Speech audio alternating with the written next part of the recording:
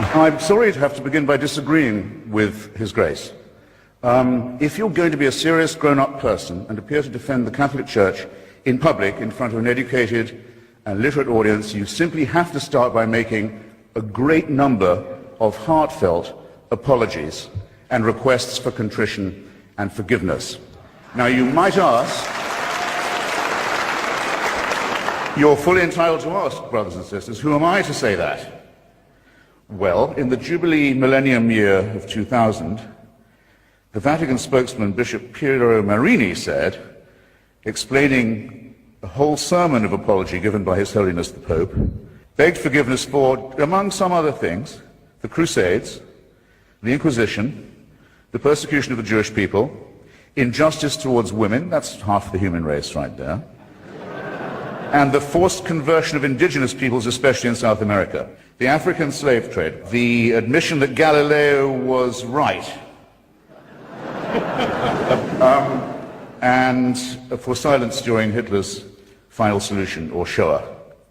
And it doesn't end there. There are smaller but significant, equally significant, avowals of a very bad conscience. These have included regret for the rape and the torture of orphans and other children in church-run schools in almost every country on earth, from Ireland to Australia. And to say that this is the responsibility laid upon you by the horrific admission that you've already had to make is not accepting responsibility in any adult sense. There will come a time when the Church will issue apologies and explanations and half-baked appeals for forgiveness for things it's still doing. I think that there will be an apology for what happened in Rwanda, the most Catholic country in Africa, where priests and nuns and bishops are on trial for inciting from their pulpits and on the church's radio stations and newspapers the massacre of their brothers and sisters. Staying in Africa, I think it will one day be admitted with shame that it might have been in error to say that AIDS is bad as a disease, very bad, but not quite as bad as condoms are bad, or not as immoral in the same way.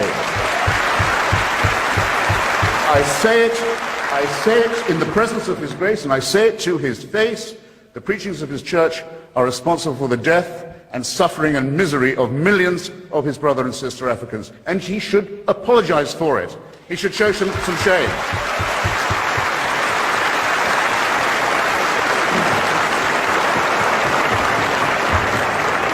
For condemning my friend Stephen Fry for his nature, for saying you couldn't be a member of our church. You're born in sin.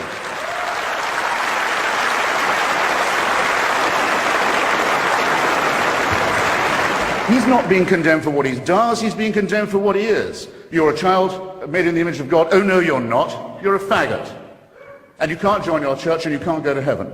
This is disgraceful. It's inhuman. It's obscene. And it comes from a clutch of hysterical, sinister virgins who've already betrayed their charge in the children of their own church. For shame, for shame.